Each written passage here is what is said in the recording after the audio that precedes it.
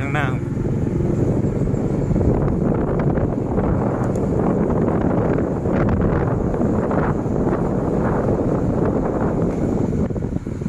ฝรั่งก็มาเด้อเที่ยว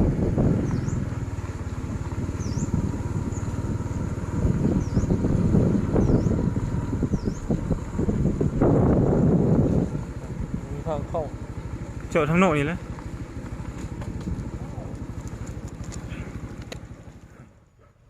สบายดีท่านผู้ชมพบกับเบาตุกและทีมงานวิถีลาวอีกเช่นเคยเนาะวันนี้ทีมงานของเรามีโอกาสดีได้เดินทางมาถ่ายทำที่วัดบ้านตะเลวเมืองจำพรแขวงสะหวรรณเขตซึ่งว่าวัดบ้านตะเลวนี้ห่างจากตัวเมืองจำพรนี่8 กิโลเมตรและทีมงานของเราก็ได้เดินทางมาฮอดจุดหมายปลายทางแล้วเนาะท่านผู้ชมก่อนจะไปรับชม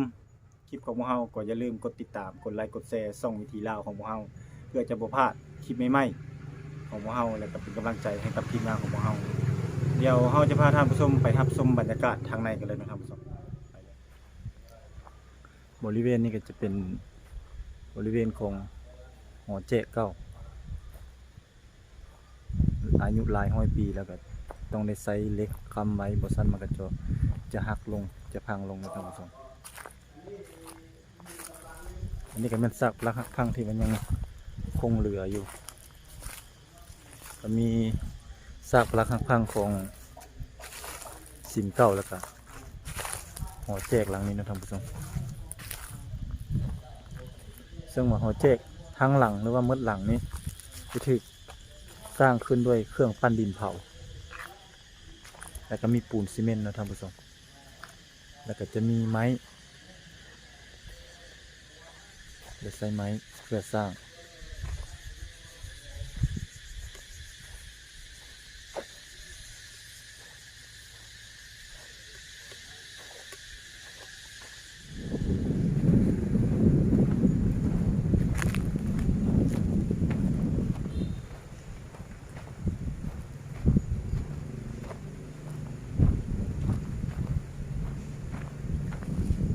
บริเวณนี้ก็จะเป็นซากปรักหักพังของสิมเก่า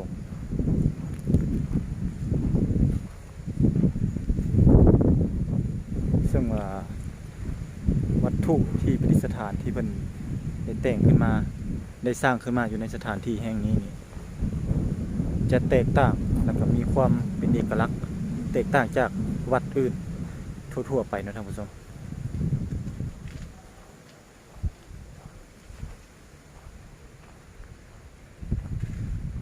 เขตนี้ก็เป็นบริเวณสิมเก่าอายุหลายร้อยปีนะท่านผู้ชมเราจะสังเกตเบิ่งต้นโพที่ว่ามันเกิดขึ้นมาอยู่ในสิม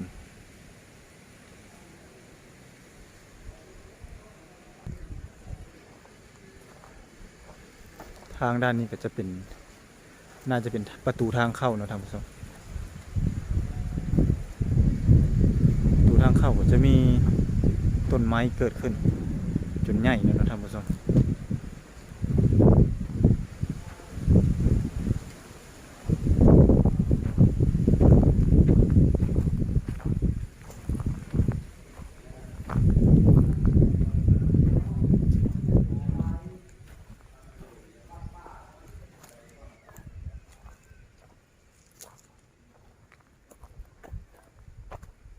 หูลักษณะจะเป็นคือหูคือตัวแหดนะท่านผู้ชมอันนี้ก็คือตัวแหด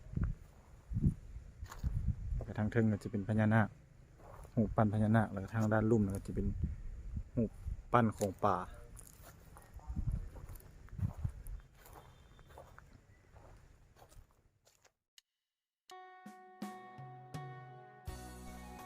บ้านตาเลวเมืองจำพรแขวงสะหวรรณเขตห่างจากเทศบาลเมืองเพียง8 กิโลเมตรได้เป็นที่ตั้งของวัดเก่าแก่แห่งหนึ่งซึ่งเป็นอันดับต้นๆของแขวงสะหวรรณเขตที่มีอายุหลายกว่า100 ปีวัดแห่งนี้มีชื่อว่าวัดตาเลวตามการบอกเล่ากันมาได้ระบุว่าในสมัยก่อนวัดแห่งนี้ได้รับการปกปักรักษาจากเจ้าอธิการวัดหลายองค์จนตกมาฮอดศตวรรษที่20 ระหว่างปีคศ1918ได้มีพระ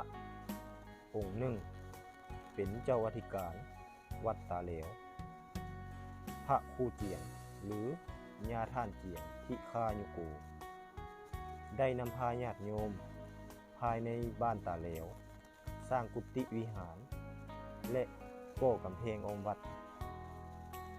จากนั้นในปี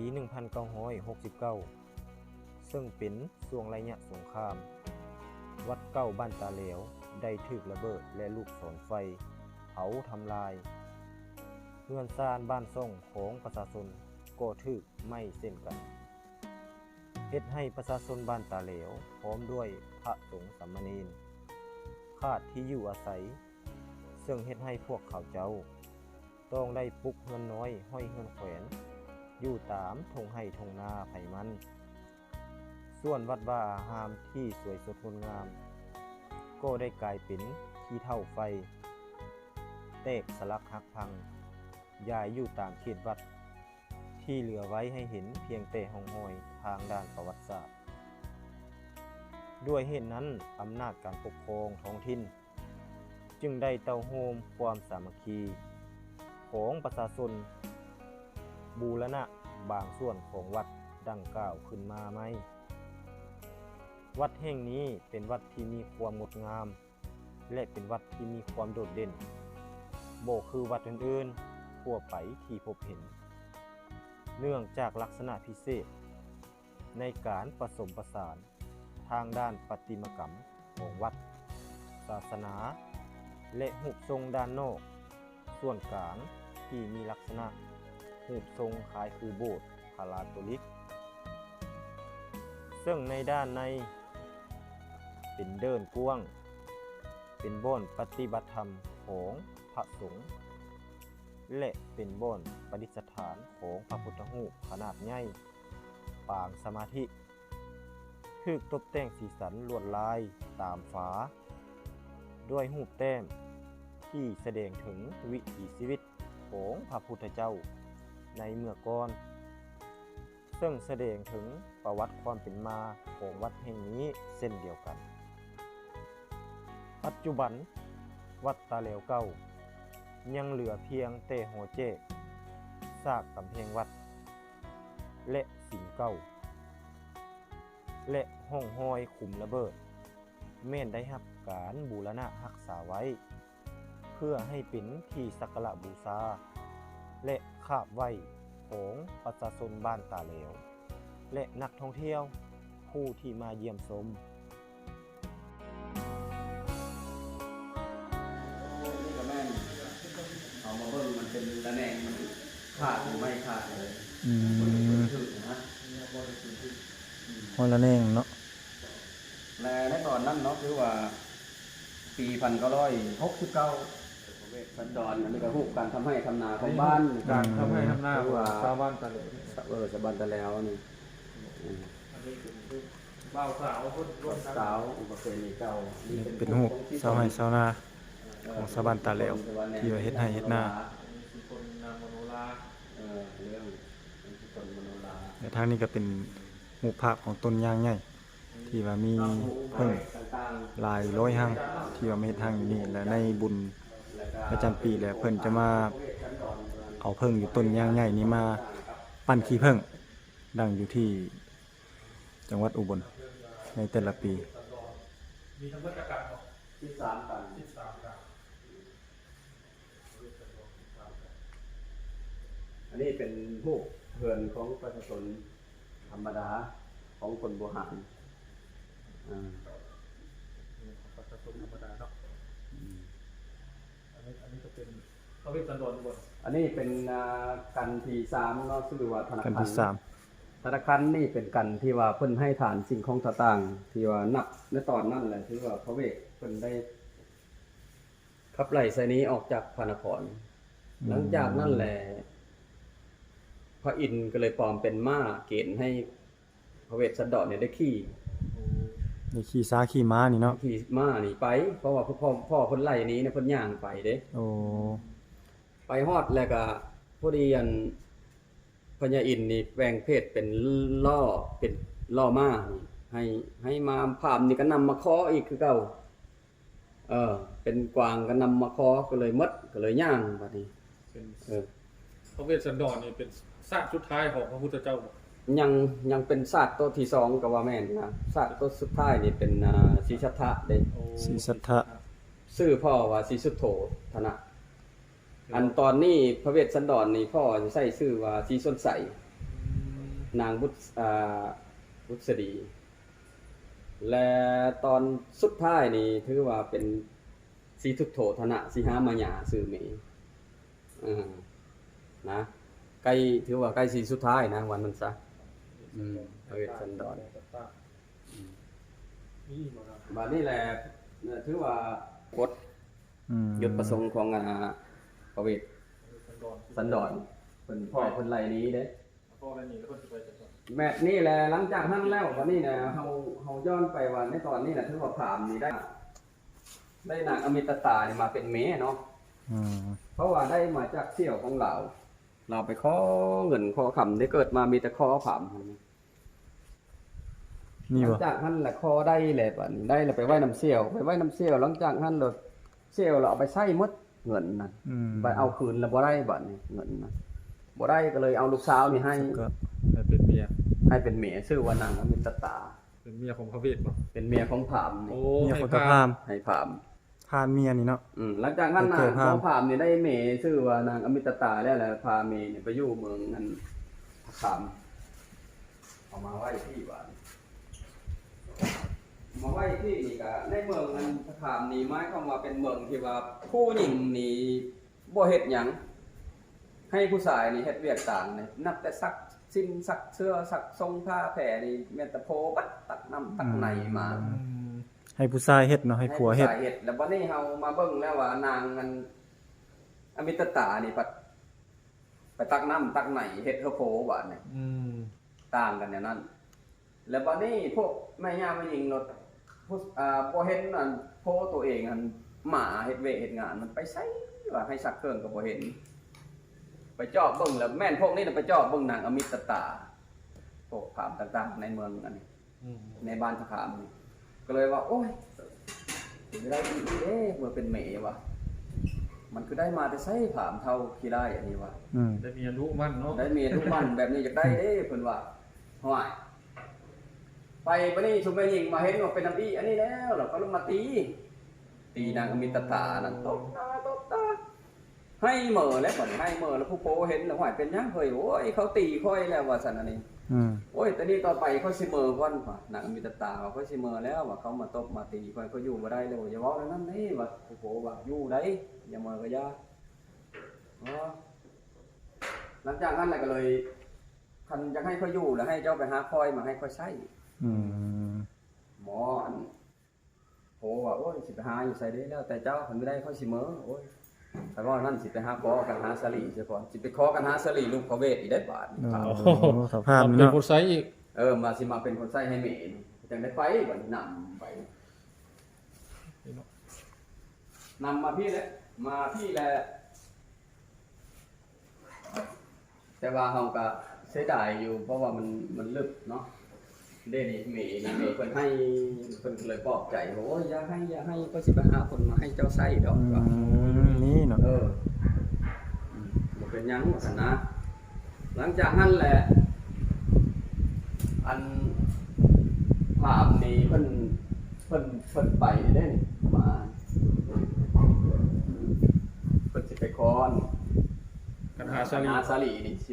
มีบ่อนขึ้นกงไม้อยู่แล้วนี่มาขึ้นกงไม้แล้วก็พอดีมาในอยู่ในหั่นละแม่นกันที่6เลยชื่อว่าจุลพลกันที่6จุลพลนี่เป็นดงที่ว่าบ่อนนายพรานเศรษฐบุตรนี่รักษาอยู่หั่นบ่ให้ผู้ใดผ่านเข้ามาถ้าผู้ใดผ่านเข้ามานี่นายพรานเศรษฐบุตรนี่ประหารเลยบ่ให้ผ่านเพื่อสิไปขอถึงเมืองนั้นเขาวงกฏบนพระเวทอยู่นะนายวันนี้บังเอิญมาไล่นี่ไล่เพิ่นปกมันคงไม้ว่าหมอนายผ่านเศรษฐบุตรแล้วเห็นว่าห้วย ไปอันนั้นมาปีบ่สันนะเป็นโนดเป็นหยัง อืม แน่ธนูใส่อย่างหญิงว่าหลวงพ่อหยุดก่อนหยุดว่ามึงยิงกูนี่มึงยุ่งโลดว่ากูนี่คนมาจากเมืองประเสไสกูนี่แหละสิได้นำพระราชสารจากพระเจ้าศรีชนไสเพื่อจะไปอั้งเชิญเอาพระเวสสันดรกลับเข้าสู่พระนครมึงยิงกูนี่มึงยุ่งโลดหยุดก่อนมาจกกระบังแจวออกมาให้เอ้านี่หนังสือนี่สิไปส่งเดี๋ยวนี้นายพานเชษฐบุตรก็โอ้ขอโทษเด้อยอมมือยอม มึงยอมดีๆนะว่ามึงพูดไว้นะหมามึงนะลงไปนี่มันครบนี่ยุ่งนะว่าเศรษฐบุตรลงกลมันแล้วก็พูดมาพูดยั้งไว้เลยก็มาหับธงให้กูว่ะธงกันธงประแดะเพิ่นนั่นแหละเอ้านี่สารนี่ระวังนะอย่าให้หลุดมือได้มึงตายได้ว่าสั่นนะก็โอ้ยคอยหยอกระบังประแดะเพิ่นน่ะอีนกอีคือกลมันลอกเด้หับได้แล้วก็ถามว่าแต่นี่ไปหาเมืองอันน่ะบ่อนเขาบุกรถบ่อนพระเวสสันดรอยู่นี่ไก่ปานใดโอ้ไก่ได้นุ่งหญ้าได้อยู่ในนี้แล้วมีป่าไม้น้อยใหญ่มีพุงนกพุงหนูสลับซับซ้อนออกจากนี้บ่มีผู้ใดไปสามารถไปได้ไปนี่แล้วเจ้าจะได้ไปพบอาสมของอจุตะฤาษีบ่อนบำเพ็ญอยู่หั่นแล้วให้เจ้าไปถามเพิ่นนั่นเด้อ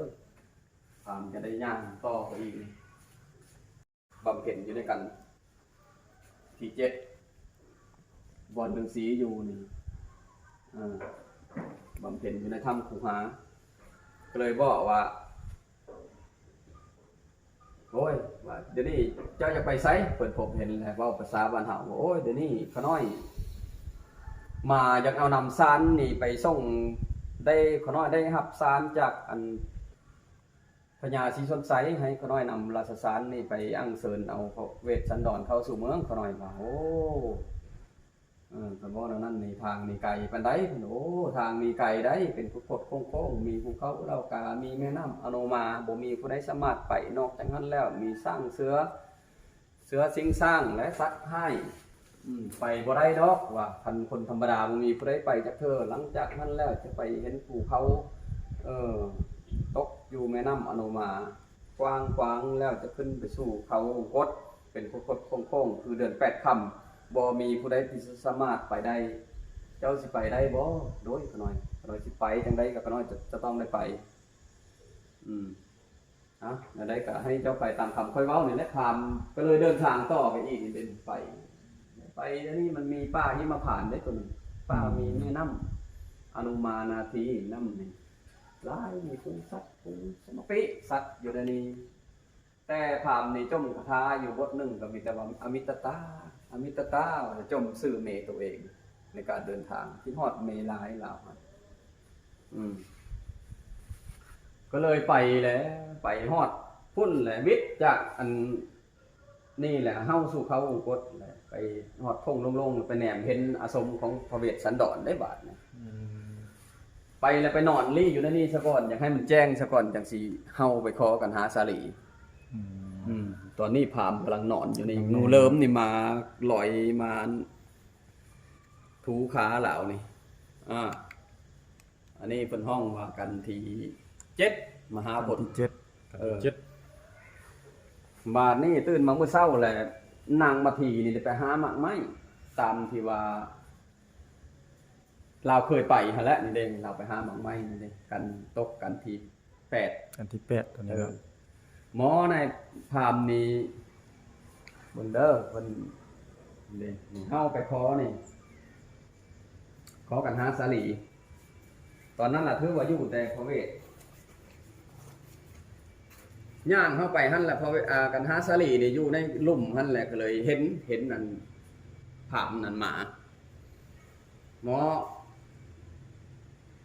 สาลีนั่นถามว่าอยากไปใส่สหายว่าเด้แต่จริงยังน้อยอยู่ผู้อันนางกันหาอยากไปใส่ลุงถามเขาพูดถามแป๊กแท้ว่าเราก็บ่ตอบเด้หมอหนึ่งว่าอยากไปใส่สหายมาก็เลยย่างขึ้นไปอาสมของอนาเวศชันดอนอยู่นี่ก็เลยว่าขน้อยอยากมาขอกันหาสาลีแล้วไปเป็นคนใส่ให้นางอมิตตาให้เมฆขน้อยเราก็มีห้ามนี่เราก็ลูกพวกนั้นแหละได้ยินบาดนี่ได้ยินว่ายังมาขอกันหาสลีนี่พวกลูกได้ยินเขาก็ป๊อบแล้วบอกแล่นลงไปรี่อยู่น้องสะ น้องสะมุจลินนะไปลี่อย่างนั้นใบโบนี่ใบโบขุมโพอยู่ในหลังบุญ ทางหลังเนาะ ทางหลังคนนี่ทำพระประธานพามลงมาห้ากันเสือก็มีเห็นหานเสือก็มีเห็นก็เลย ไปแล้วมีเห็นแล้วว่าเห็นแต่หอยตีนลงน้องสะนี่เขาลงน้องสะนี่แล้วคนจะได้จมคาถาแล้วใบโบจะได้ฮื้อขึ้นถึงแบบนี้จะได้เห็น โอ้จะได้เห็นนั่น เห็นลูก เพิ่นนั่น เห็นลูกแล้วห้องขึ้นมาบ่นี่มาขึ้นมาร้อยบ่เป็นหยังดอกรวยขึ้นมาขึ้นแล้วก็เจ้าไปนำผามเด้อลูกเด้อจำเป็นแล้วไปแล้วอันนี้ภาพตัวนี้แหละเพิ่นละแต้มไปทางนั้นปัดก้าวทั้งแม่ไปหามาไม้หาไปหาในเสือก็ไม่ได้บ่อนเคยได้ก็ไม่ได้บ่อนเคยได้ก็ไม่ได้เพราะว่าพระอินทร์เพิ่นแปลงเพศเป็นสร้างเป็นเซอร์มาลัดถังมีเฮอได้หมายันมาทันคันทันเราสิมีเฮอลูกเด้แม่หญิงเขาใจน้อย แม่นล่ะ หลังจากนั้นแหละไปก้าวพามเอาลูกเพิ่นไปวิทย์แล้วเพิ่นละปล่อยมาบัดนี้นางมาถีน่ะมากันที่8นะมาแล้วรถมีเห็นลูกบัดนี้มีเห็นลูกแล้วก็เลยสลบตายนี่เด้นี่เป่าน้ำเอาได้ไปพระเวทเป่าน้ำเอาวันนี้ละก้าวถึงผามแล้วบัดนี้ผามในจูงกันหาสาลีไปแล้วบัดนี้จูงก็ทึกนึกน้องไปจูงไปแล้วบัดนี้ไปผูกไว้นี่เป๋เพิ่นผูกไว้อยู่ด้านนั้นเป็นทางคบกันไปเมืองประเสไสกับไปเมืองกลิงกะลาอยู่ในบ่อนนั้นเปอร์เซ็นต์ของเงินพระพุทธรูปนะเป๋เพิ่นว่าค่ำน่ะนอนอยู่นี่ซะก่อนดอกว่าผูกกันหาสาลีไว้อยู่ในที่ดินนั้นเสือกินโหเขาอยู่นี่แหละว่ะก็เลยขึ้นไปนอนเปรสบายอยู่กระถึงพระอินทร์ก็เลยแปลงเพศเป็นกันหาสาลีเป็นมาพระเวสสันดรกับนางมัถีมาเอานมให้ลูกกินบัดพามตื่นมาเมื่อเช้ามาเบิ่งมันหอยตีหันลึบมัดหอยตีกันหาสาลีเพิ่นก็เงึดแล้วหอยคือดีแล้วว่ะเป็นไม่ได้บ้านนี้ล่ะเพิ่นละลงทางบ้านนี้ลงทางเพิ่นจะมาเมืองกลิงกะลาดเพิ่นเป็นทื่อเมืองประเสไสบ่อนปู่อยู่นี่ได้จูงมันต้องมาแน่งไปนี่ ช้างเลยบ่ แม่นแหละนี่ในตรงนี้นี่เด็กจุ๋งนั่นเด้อปูปะเซนปูปะพุทธรูปนะ นี่บ่ โอ้ดีเนาะจูงมานี่เนาะ จุ๋งมานี่เราไปถือเมืองปู่เพิ่นแหละตัวนี้แหละเมืองประเสไสฮะ เอาไปเสใส่ บอดปู่บอดพระเจ้าสีสนใสอยู่นะไปฮอดฮั่นแล้วว่าห้วยเบิ่งคือร้านเฮาแท้ว่ะนี่เบิ่งคือกันหาสาลีว่ะแม่นได้นี่ไปถามเบิ่งมาไสว่ะมาแต่พุ่นแหละมาแต่เข้าบุกดบ่อนพระเวทอยู่เฮาไปถามว่าเจ้าแม่นไผแม่นกันหาสาลีอยู่โอ้ปู่เอ้ยว่ะปู่ถามแล้วมันสิไทยเอาสิได้จากได้หยังหอยลายแล้วไทยก็ดิเพิ่นก็หาเฮอบัดผู้แนวแหละแล้วก็พามนี่เพิ่นก็เล้งแล้วนี่ได้กินสมปีนะข้าว8แสงแกง8หม้อแต่ละหม้อมี8หูมีลาบปลาทูเอาน้ำมาเป็นคู่คนแล้วเพิ่นกินนะก็ดิกินไปกินมาแล้วท้องแตะเลยเขาก็เอาไปป้งนี่ได้ละตายแล้วได้นี่ โอ้นี่ผ่านท้องแตกเลย ผ่านท้องแตก กินจนท้องแตกแล้วนี่เนาะ กินท้องแตก โอ้ตายมันนี่ผ่าน ตา เนาะ ยแล้วเพิ่นก็ห้ามไปแล้วปุ๊บไปป้งอยู่ปุ๊บห้ามผ่ามไปทิ่มมา พี่เนาะ พูดแหละเออ ตัวเต็มออมมาพี่เนาะ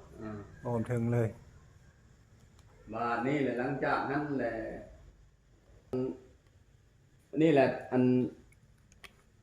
เอาเครื่องเงินต่างๆนะนำเครื่องนำยั้งนี่เครื่องบรรณาการต่างๆนี่พวกนี้แห่ห้ามไปเพื่อสิเอาไปไทยเอากันหาสลีนี่จะไปส่งเฮาเมเพิ่นเฮาบ้านเมเพิ่นน่ะอยู่ไสว่าซั่นนะพวกมันหาพวกหามมัน ห้ามตายแล้วเราไปส่งให้เมีย เอาเงินเอาคำนั่นสิไปส่ง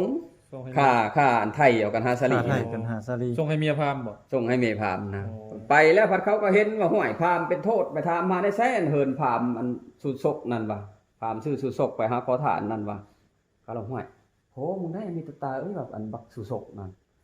เขานำมาแล้วเดี๋ยวนี้เขาจะมาจับมึงมาจับยันโพมึงไปเฮ็ดโทษทีแล้วพากันโตนแต่เฮินแล้วพากันปบอีก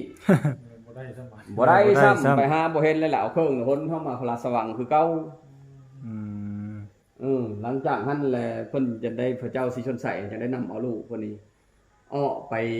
นำเอาวันไปแห่พระเวทบัดนี้พวกเฮาจะได้เฮ็ดบุญพระเวทพระเวทได้แห่สร้างแห่มานี่ นี่คือ ถามว่าพ่อเจ้าอยู่ไสว่าอยู่พุ่นนะอยู่เขาวงกตพุ่นว่าไปพากันไปบัดนี้เอาสร้างเอามาไปแล้ว ที่ไปแห่พระเวทเฮาเมืองยอมได้เดี๋ยวนี้พ้นก็ไม่ตกอีเดี๋ยวนี้สร้างหลังจากอันพระเวทไม่อยู่เมืองก็เศร้าก็มองสร้างน่ะก็เขาอันพระพามน่ะก็เอาไปพามเขาเอาไปเมืองเขามันแห้งแล้งไปก็พ้นตกไปอยู่เมืองอันกลิงกะลาดน่ะไป อันนี้ก็เป็นสาเหตุที่ว่าเฮาเฮ็ดบุญพระเวท อันสาเหตุที่พวกเฮาเฮ็ดบุญพระเวทสืบทอดกันมา ให้เอาพระเวทเข้าเมือง แห่พระเวทเข้าเมืองจะได้ไปเอาพระเวทเข้าเมืองตกอยู่กัน3มื้อจบ กัน13จบพระเวท ฮอด เข้าเมื นี้ อง จากนั้นมีการมาโหรีตีเป้าและพบงันกันแล้วบัดนี้ครับมีดนตอกดนตรีฝากกันฟ้อนแล้วฉลองกันแล้ว สลองให้พระเวทเนาะ พระเวทเฮาเมืองแล้วเด้ โอ้ ยังได้จบอยู่ในกัน จบ 13นี้ พระเวทกันที่13เนาะครับ เรื่องพระเวสสันโดษก็จบเพียงเท่านี้เนาะท่านผู้ชม